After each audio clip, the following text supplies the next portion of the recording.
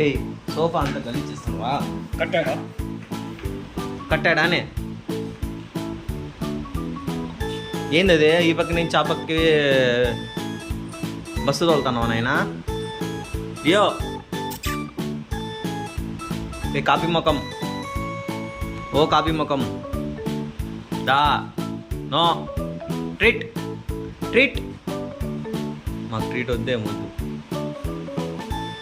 నీ కింద పరిచినాం కదా, ఆడ రుద్దుకోవచ్చు కదా బాడీని. ఏయ్ ఏయ్ మరి ఏమన్నాను నాదే. సరే బాయ్.